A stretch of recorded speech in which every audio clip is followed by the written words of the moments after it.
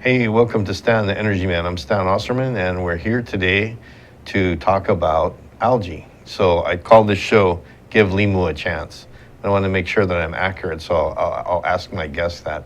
Today we have on our show Heidi Kuehnle. She's a PhD professor type that has done some incredible stuff with algae, and including all kinds of energy things. So we're going to talk to Heidi, Dr. Heidi, about things you can do with algae in terms of energy. So Heidi, thanks for being with us here today. My pleasure. And it's good to have you on the show. Thanks for not wearing green. Yeah. That works really well against the background here because we don't show up invisible like the guys after us who have the puppets. They show up invisible sometimes.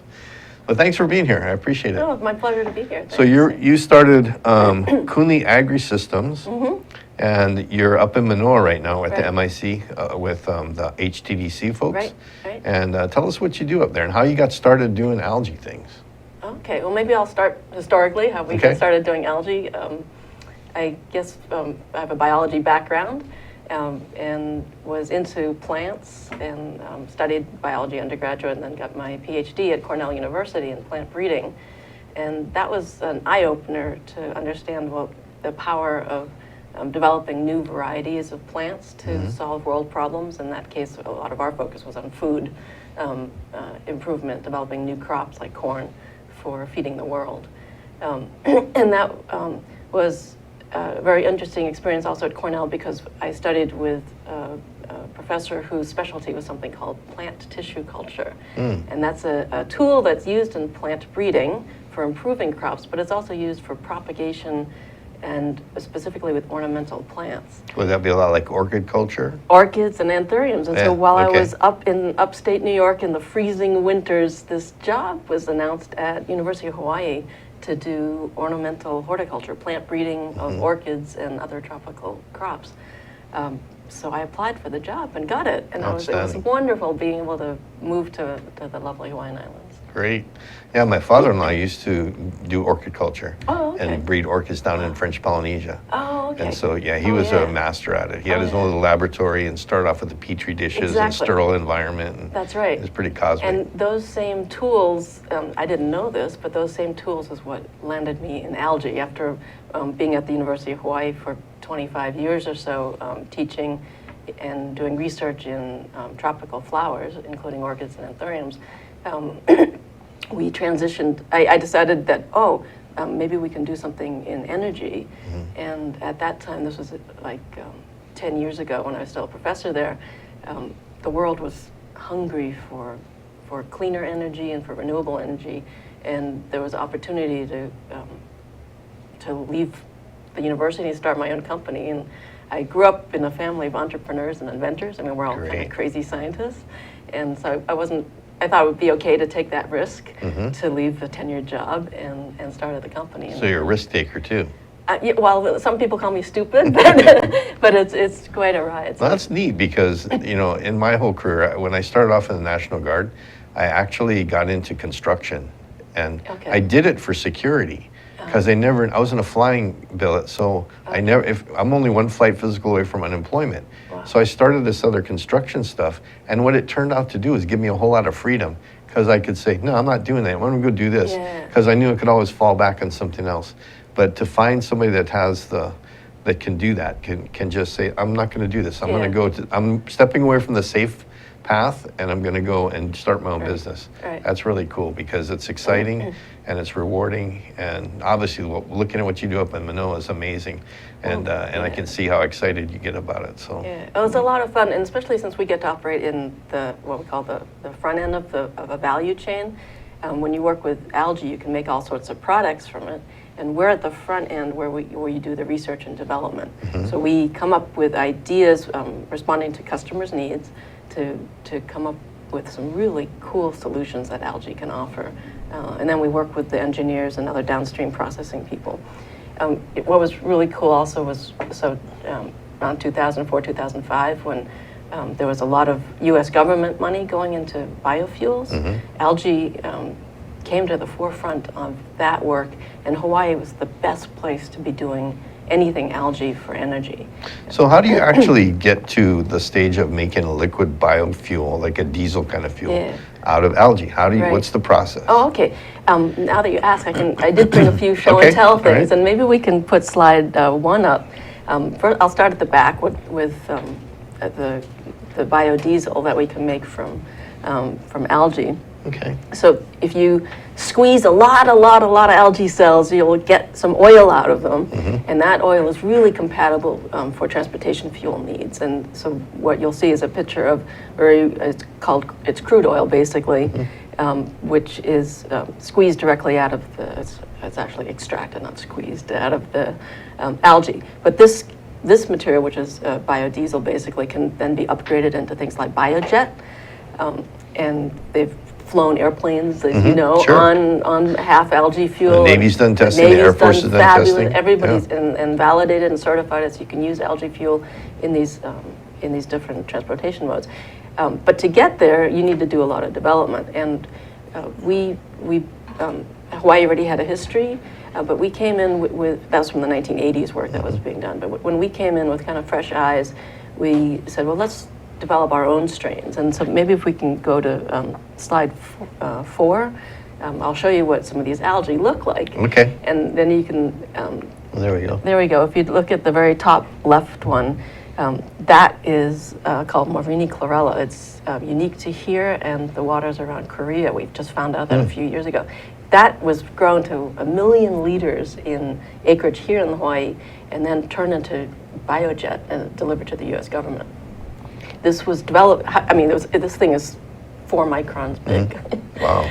But it's 50% of its weight is oil. Wow. You can grow it in a way that it wants to make. And oil. how fast does it grow? And that's a great question. I mean, these ones you needed to divide at least once a day. And working with partners like General Atomics and SAIC, these are large defense contractors, they figured out the engineering of these, what were called ponds or raceways, on how to really get those algae to grow with minimal inputs, just some sunlight, carbon dioxide, and their good mixing systems to get these into really productive systems.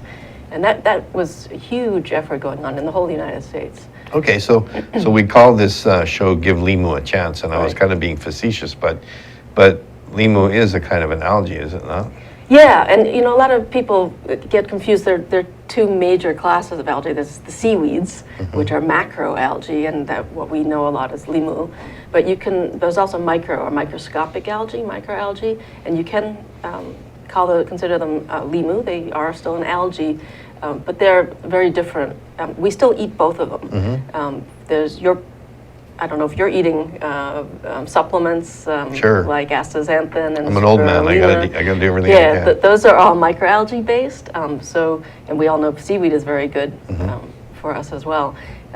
But you can have algae that are developed specifically for health or nutritional purposes. You can have algae developed specifically for fuels. But the Limu, that was very important in Hawaiian culture, was also for the fishing. Right. And so the fish ponds would cultivate the microalgae, and that's what the baby fish would eat, the larval fish would eat to grow up into the bigger fish, which would then be sustainably harvested. It's so neat. I grew up in Hawaii, and you've obviously been here a while, and kind of reaching back into Hawaiian culture and seeing how we've kind of relearned some of the ways of sustaining an environment and a population with the sustainable agriculture and sustainable aquaculture and things like that. So this is... the fish ponds, you would get the fish excrement, which is basically fertilizer for algae. And I brought along something here to show you. This is just, I collected this on my backyard. I wanted to show this for some school kids that show you can just take some water that's in your yard, just add some fertilizer. You can add any form of fertilizer you want. In this case, I just used some Miracle Grow. And the algae, you don't see them. It looks like clear water, but then you just let them sit with a little bit of light, and they will start growing into this dense. How long did it take to get this color green? So this has just been sitting in my back porch for about a month. Okay. I didn't do anything to it, just added the fertilizer. Okay. So the trick is, well, how do you get from the soup to something useful. And Sure. if you want, I can walk you through the process. It's kind of cool. Walk me through. Maybe we can pull up slide 3. Okay. We'll put slide 3 up there and walk through that picture. So this is where the science comes in. And our team at Kuehnle AgroSystems combines scientists from all sorts of disciplines that enable us to do what is being projected. We have algae people, phycologists, and biochemists, and geneticists, and then a process engineer. And together we'll walk through this pathway. And if you start, I show this Hawaiian Islands there, that we do environmental sampling. A lot of the times that means my backyard or Bob's fish tank. Okay. And we will get a soup like you see here, but then we plate it out onto Petri dishes and start growing them. And you can see all those different colors on those plates. Then we'll isolate individual colonies, they're called. And remember, these are microscopic. Sure. We don't know yet what we have. And then we figure out, we clean them up, we get rid of all bacteria and fungus, and then we start growing them up. And on the next image there, you'll see them in these larger carboys, where all different colors, where we've now have individual algae lines. And the excitement begins when we start to then biochemically characterize those algae lines. Okay. We not only biochemically characterize them, but we do genetic fingerprinting of them so that we can give them names. The world has this huge database of algae sequences. I was going to say, it must be humongous. Oh yeah, there's hundreds of thousands of algae species out there. Only a few of them have been characterized at the genetic level, but there's enough so you can go into this library of DNA sequences and try to come up with a name. But here in Hawaii, as you know, the biodiversity is phenomenal. Yeah. So we try to get a name. A lot of times there is no perfect match, and then we also look at how actually, if you can put that slide back up, we can look at its biochemical profile, and then we look at microscopically how it looks, and then we say, okay, is this a new species or not? And that biochemical profile gives us a lot of ideas also on how we can use it to make products. So you kind of classify it so that if there's other researchers out there like doing medical research or agricultural research and they need certain properties or fuels, right, and you're looking for certain qualities in an algae, you can pull up the data, it's in a standard format, right, and those scientists can go, hey, this algae they found in Kona is just perfect for this. That's right. And so then they contact you and... Right, so we have our own database. Okay. And we did heaps of work in biofuels, and was with these biofuel strains we would grow the algae and supply that to, not just in Hawaii, but in 8 different states. Send them the algae to make the biofuels, and look at also feed value of the algae. And in those biofuels conferences, people started realizing, oh, there's other cool stuff here. And chemists would come up. For example, Nico Chemical was at a conference here in Hawaii in 2010. They came up afterwards. They didn't want to talk about biofuels at all. They said, can you help us find some new ingredients for skincare? There must be some bioactives in there. And so we ended up, I'll show you some examples of, this is a ingredient that algae ingredient, is specific for skincare. Okay. Our first ingredient for skincare actually launched this year with Nico Chemical, and we're talking about it next week at the International Pacific Chemistry meeting here. Outstanding. And then this one is for a Hawaii-based new startup cosmetic company, not cosmetic, personal care. And they asked us to find something that not only is protective of the skin, but that you can also eat, ingest, that will give us some health benefits. And this material we discovered, it took us a long time to chemically isolate it. It is a purified product compound, which doesn't exist anywhere in the world, but apparently our preliminary data indicates at the genetic level, it can protect against certain cancer. Great. Just looking at the genetic response. So you never know what you're going to find. And the biofuels was this really great launching pad to all great things algae. Great. Well, we're going to take a quick break here and let the advertisers pay for our time here on the air, and get back to you in a few seconds. Okay, Heidi? Thanks. We'll be back in a few minutes here. Hi, I'm Donna Blanchard. I'm the host of Center Stage here on Think Tech Hawaii. Center Stage airs every Wednesday at 2 o'clock, and of course you can check out our archives on YouTube or on Think Tech Hawaii anytime you like. Why should you do that? Because this is an arts show that I believe is making a difference in lives. We talk with artists of various ilk. We talk with painters and writers, playwrights, novelists, poets, sculptors, dancers, you name it, directors, actors, of course. And we don't only talk about what people do, but we talk about how they do it. And my favorite part of the conversation, we talk about why they do it. And it's really common on this show to hear people say, wow, I didn't think about it that way. And it's very common to hear people afterwards who have seen the show say the same thing. And I hear all the time that people are inspired by the conversations that we have. So why don't you join us and be inspired too? That's Center Stage on Wednesdays at 2 o'clock. We'll see you Center Stage. Hey, welcome back to Stan, the Energy Man. I'm here with Dr. Heidi Kuehnle of Kuehnle AgroSystems, Hawaii. They're in Hawaii whether you want to be or not. I'm putting them there. And we're talking about algae, which we refer to here in Hawaii as Limu. So we're going to talk a little bit more about algae and what it's used for. But you know, you've got all these algae. You collect them from around the world. You collect them from Hawaii mostly. You sort them out. You clean them up. You segregate them. You figure out the properties, and then they're a product.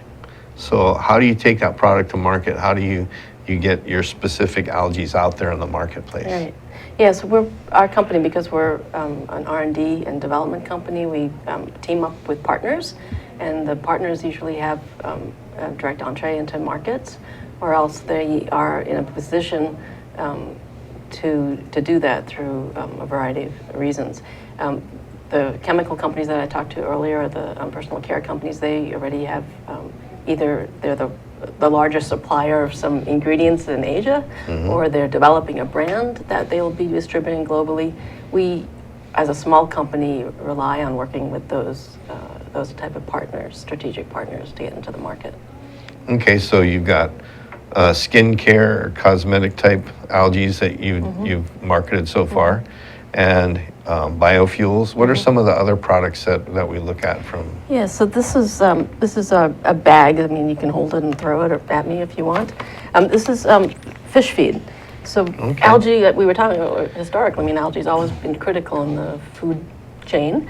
And we have a great aquaculture industry here in Hawaii, and the baby fish need to eat algae. And this is not just fish, it's shellfish and shrimp. So we sell on a recurring basis live algae as seed culture to aquaculture operations. So they can grow their own?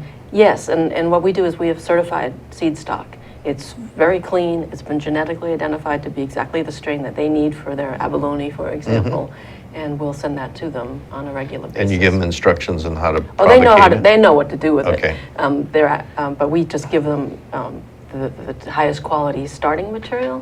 It's like buying wholesome organic veggies. I mean, you want the best food going into your bodies, and that's what our algae is. It's been developed, and then our clean process of growing it is the best starter material. So do the companies over in Kona that I know do fish farming, and right. they use your product? Yep, we sell to the Big Island, to the Noha companies. Yeah, those guys in Noha. Oh yeah. Fantastic. They got lobsters over there. They've got great fish. In fact, they're growing one variety of fish out here, kahala, which is amberjack. And I wondered, why the heck did they pick that particular variety of fish? Because normally they're not very appealing as a market fish because they have all kind of problems with worms and everything. But apparently, when you farm raise them and you raise them right on the right nutrients, they don't have that problem, and they're a great fish otherwise. Yeah. So, well, aquaculture, more than half of the fish in the world right now are farmed, and they're finally figuring out how to do it environmentally friendly, so that we're not polluting with fish excrement in the ocean. They've made huge strides in that, and to develop that even further, you need good algae for a lot of those baby fish for a farming scenario. So it's a good opportunity. In fact, a lot of the algae trade in the world right now is strictly going into aquaculture, and you'll do it regionally. Like we wouldn't ship algae from Hawaii to Spain, for example. You can grow it in Spain instead and have it local. So it's locally supporting local industry. Okay. But you have to work with the local algae species, and so it's really important to pick the best strains from where you live and develop those. So you focus primarily on Hawaiian algae if you can?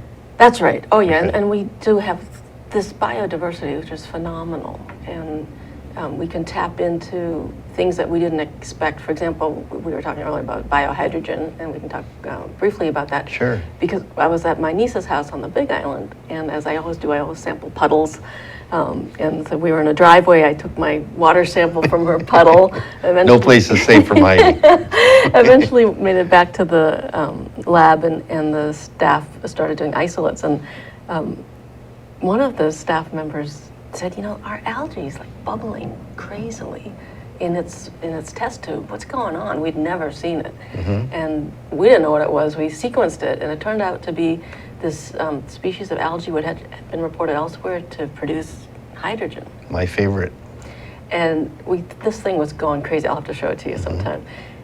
So we thought, well, let's couple that with some other process advances we've made, and there was also, as you know, biohydrogen has been looked at in the 1990s here from algae. Yeah. Great work by Rich Rochelot's group, John Benneman at the Hawaii Natural Industry Institute. But times have changed since they did that work, and so we have new processes on how to grow these algae to produce compounds in a continuous basis. You can get hydrogen. Other labs have done this as well. You can get it produced over 5 days, 30 days, continuous, which was unheard of just a few years ago. And it's pure hydrogen, or you have to clean it up?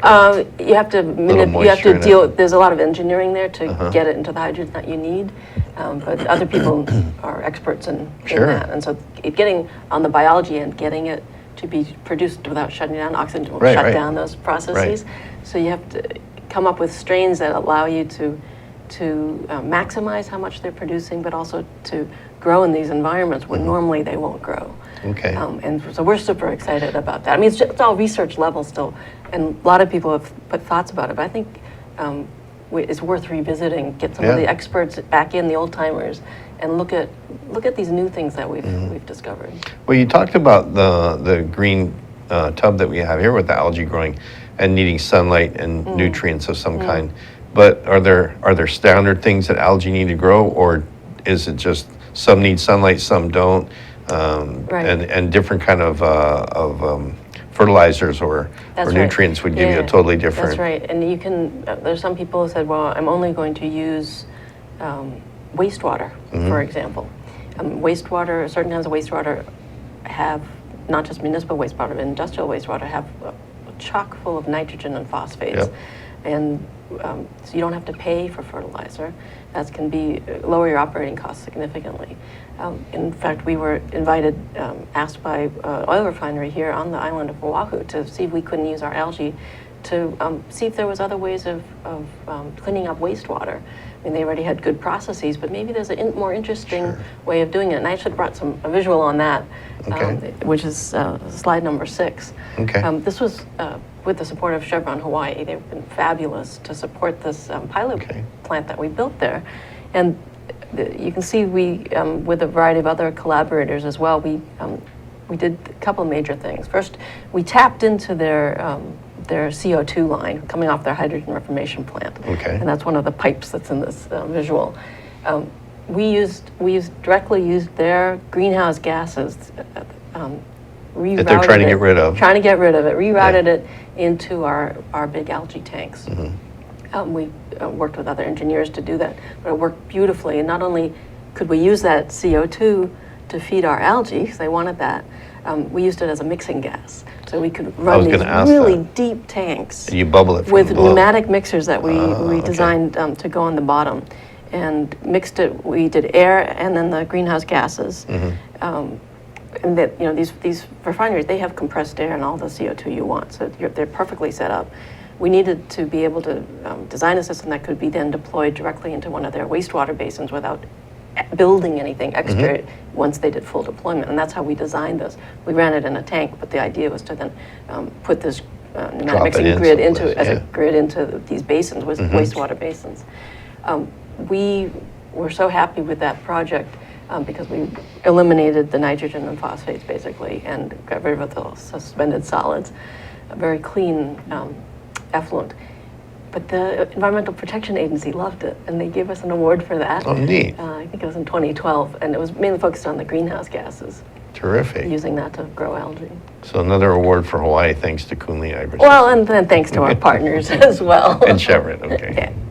Well, that's neat. So, you know, the thing that I've tried to tell people we have to kind of get our head around in today's world is that energy isn't what it used to be. It used to be like, okay, the grid has electricity and the cars use gasoline or diesel, and that's it.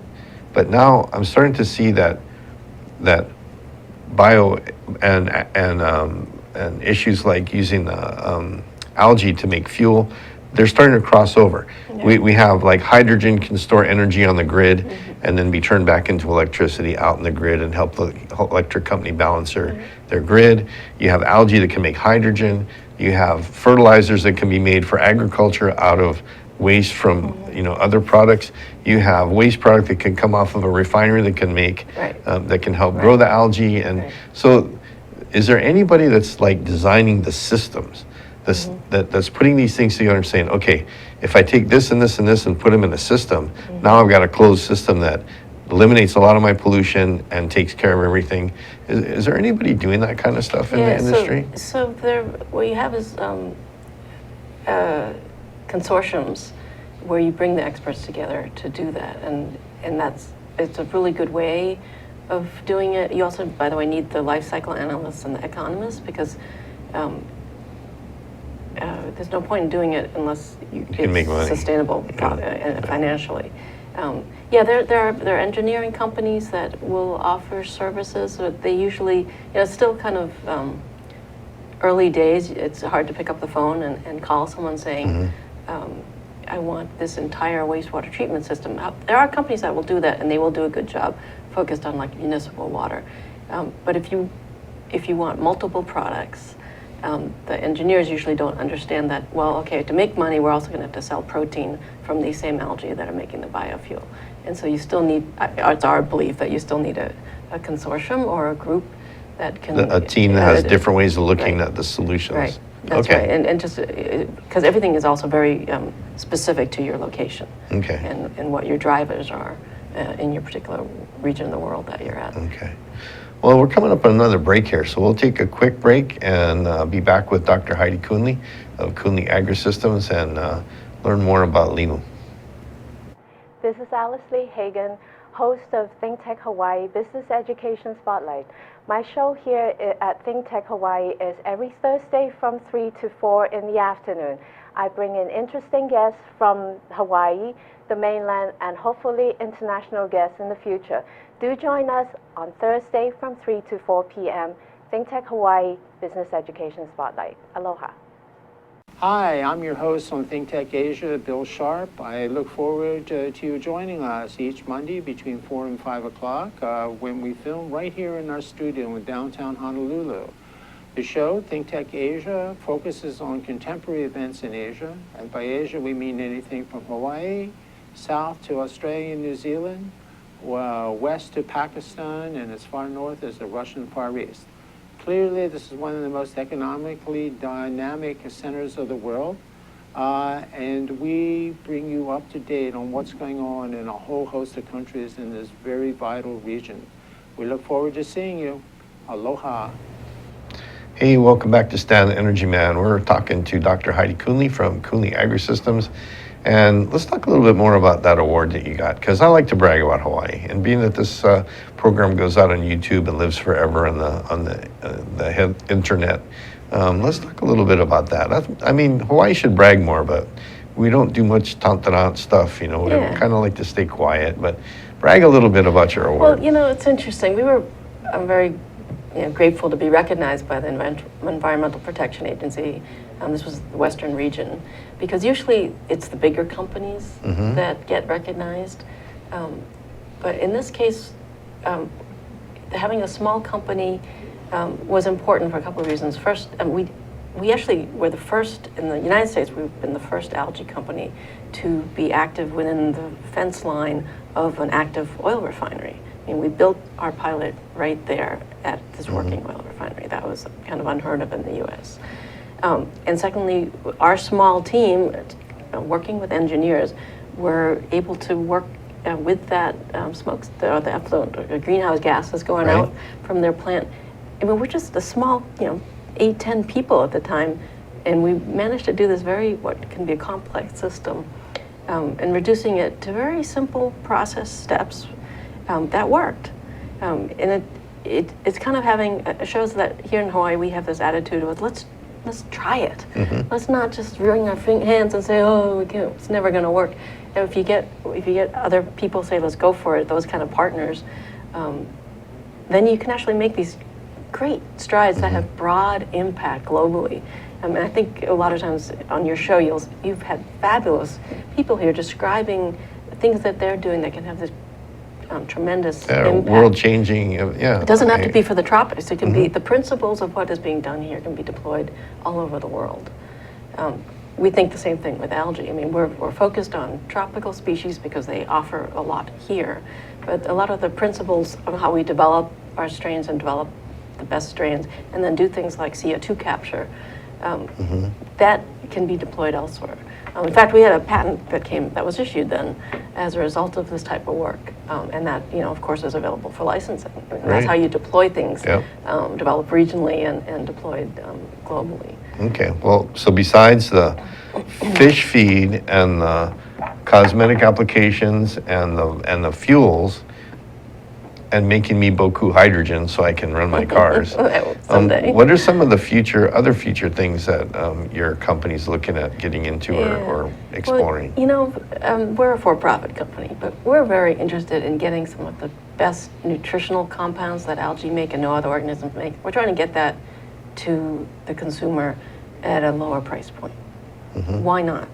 A lot of times what's being developed is excellent for our health, and it's beyond the reach of a lot of us on a regular basis. So we're looking at how can we make these algae products more available from a cost perspective, but then also a technology perspective on broadly getting these algae species in other people's hands and growing them in places like cold Canada, for example, or Europe, where they will have their customers are there and they can have impact. So we're thinking outside the box a little bit on high volume products, but it's all with partners, of course. But the power of genetics combined with the willingness of good engineers and strategic partners I think can be a game changer for human health.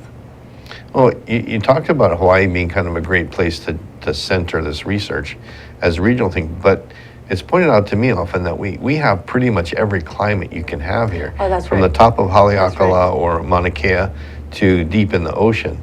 Do you guys kind of spread that whole environmental spectrum, or you kind of stay right around sea level? And No, we do all sorts. We have customers who grow, they want things that grow at 15 Celsius, which is cold for Hawaii standards, right? And then we have customers who only have seawater, or customers who only have wastewater, so it's fresh water with a lot of nutrients in it. So we need a full range of organisms. And we don't work with algae that grow with freezing. Usually the algae in freezing climates don't grow very fast. But we can, using our tools, and this is, by the way, just general selection, we can tweak these algae to then think, okay, I'm okay growing at a colder environment or in a salty nutrient broth when I'm really a freshwater algae. That's what we actually found out with these Hawaiian species, is that they are very flexible. If you convince them, keep them happy, that they will then convert to allow us to grow in different applications elsewhere in the world. Terrific. So do you share or do much traveling within Asia or the Pacific, Oceania, and visit other places and visit other people who are doing similar work to you? Or do you find your company is kind of unique in a niche here? Yeah, we are in a niche. We are very good at doing product development from algae strains. We're small, so we can only do so much. And there are are a lot of people who realize this can fit into their portfolio. We also have a lot of, I think we have 10 or 11 issued patents, which we've licensed some of those to allow other people with their microbes to put better genetics in. This is for like fragrances and for anti-malarial compounds, the precursors for anti-malarial drugs. Okay. And Good, we got dengue fever on the big one. well, I know. Yeah. We could use some of those I'm sure there's an algae for anti-malarial. that. But yeah, in fact, algae are antimicrobial too. And if some of them, this is cool. One of these algae tastes of licorice. And it turns out that the East Coast has this big Canadian goose problem. They're all over I don't know if you've seen it, they're all over the lawns. They make a mess, messy. yeah. But we were thinking, let's spray this natural algae that tastes of licorice because they don't like licorice. And let's just spray that and it keeps those pests away. Anyway, the idea is that there's probably an algae to fight dengue fever. We just haven't looked for it yet. Well, it's right in the malaria category, so it probably is. So, you talked about being a small company here in Hawaii. How do you get to be a big company here in Hawaii? I mean, not a big company in terms of in our backyard, but I mean compared to be a world-class company and stationed right here in Hawaii and doing stuff in Hawaii. Well, we consider ourselves world-class because of our partners. And we have global partners. They're huge, publicly traded corporations. And we work for them. But how does Kuehnle get from 10 or 15 people to 100 people and a big laboratory out in West Oahu? Right. And what I mean? Well, talk to me in a couple of years. Okay. I'm kind of excited. Well, that's our plan. I mean, we're in growth mode now. Good. We're teaming up with great partners right now to grow us. What are the kind of things that help you with that in terms of infrastructure and being like at the broadband? What kind of things really help you? Well, I was just going to put a pitch in for the Manoa Innovation Center and HTDC, which is the organization that runs it. They've been fabulous for small businesses, just general business advice for companies like ourselves. The Small Business Innovation Research Grant Program is fabulous to grow companies like us. Hawaii, the DPED, some of our state government agencies, especially in the energy area, they're top notch. And so by drawing on those resources here in the state, and the state is, as you know, really has a lot of resources in that area, you can build colleagues and networks and then meet the right people to keep going, to grow. Okay. So we've got projects going on in Hickam. I need hydrogen. Yep. So when can I expect you to start making me some hydrogen? Yeah. Not that I'm selfish or anything. Yeah. Well, we're going to have a gas sometimes. Okay. All right. There's a great project going on there right now called Bessie. And they have, in fact, I think you have. Know it well. You know it well. And there's this awesome video of them putting it together. That they are a perfect partner for a company like us where we have algae that's ready to eat their gases that are coming off of their process, the gasification project. And using our oil refinery experience, we can build a very similar thing there with their gases and show that you can make whatever you want. We'd also like to make things like protein because we think part of regional stability is not just whoever controls the energy, but who controls the food. And the algae are fabulous to eat. So protein, food stability is really important. We call it, remember, protein purchase agreements, not just power purchase agreements. I don't know if you were in on that. I was in that Renee and discussion. that's what we're calling protein purchase agreements. If we can do both of those and have those deployed where it's strategically important, I think that could be interesting to look at. Yeah, I think getting you and Rainey together may be a little bit much for society to handle. Yeah. You guys could be taking over the world here shortly between Bessie and Kuehnle AgroSystems. Well, they would be a wonderful partner. Yeah, well, she's a sharp business lady too, so it's good to get some mentoring from her. She's all over the world. Yeah. That's great. Well, we have so much more to explore. How big is your lab up at Manoa? I mean, is it thousands and thousands of square feet?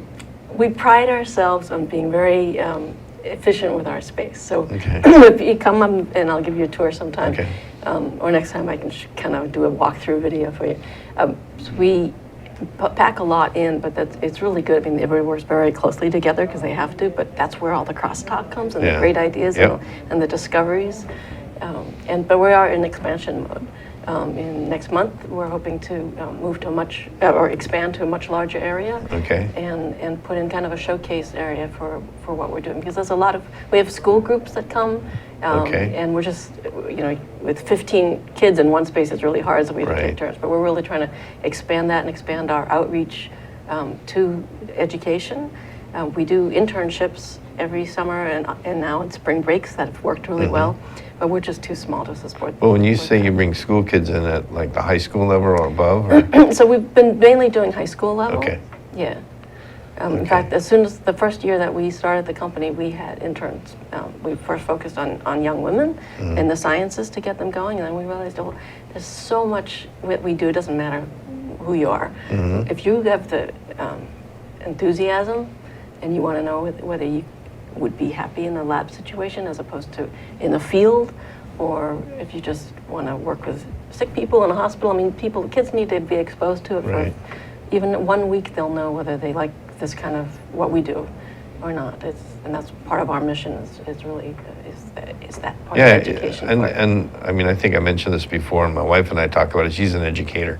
And some people, they don't get it when it's in the written down abstract or reading it, but as soon as they walk into a room Oh, yeah. with all the equipment and Right. then you start talking about it, their eyes light up, their light bulb comes on, and they're like ready to rock and roll. Yeah. And that's kind of a neat thing. So I'm glad you share that with the students. Yeah. Because, one of the most important things to have in front of you is a goal.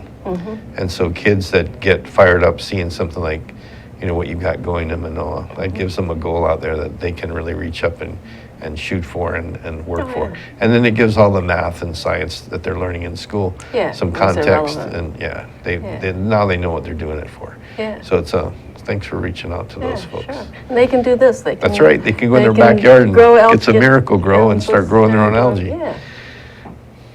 I don't want to ask if there's hallucinogenic properties in algae and all, but It's probably an algae for that. we won't go there. But I want to thank you for being here today and spending some time with us on Think Tech Hawaii and sharing all this stuff about Kuehnle AgroSystems and algae.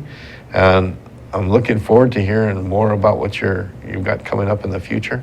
So we'll have to have you back again a couple months from now and get an update on a bunch of things. And just thanks for being here. It was a lot of fun talking to you. It's great. So thanks for being here with Stan, the Energy Man, this Friday. And just a reminder, no algae was harmed at all in this presentation. So all the algae is safe, and go out and hug some Limu today. Aloha.